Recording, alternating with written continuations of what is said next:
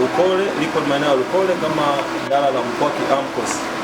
Hili ni ghala ambalo mnada umefanyika, na huu ndio mzigo ambao umefanywa mnada leo, tani 242. Hapa tuko na makamu mwenyekiti wa halmashauri ya wilaya ya Mpwapwa, lakini tuko na mkurugenzi wa halmashauri wamekuja kushuhudia, lakini tuko na wananchi pia ambao wameweka mali yao hapa ndani.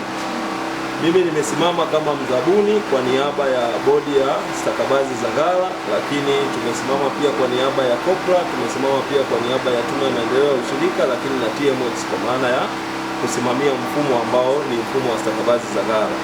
Kwa hiyo kwa fursa hii, baada ya mnada na wananchi kupata bei ya wastani wa shilingi 2245 ambayo ndio fedha moja kwa moja zitalipwa kwa wakulima walioweka mali, sasa niombe nimkaribishe mwenyekiti wa halmashauri aweze kusema neno kuhusiana na taratibu alizoona, lakini wakulima wake na namna ambavyo utaratibu tumeendesha, na aweze kuwatolea ahadi na hamasa juu ya maendeleo ya mfumo huu katika minada inayoendelea.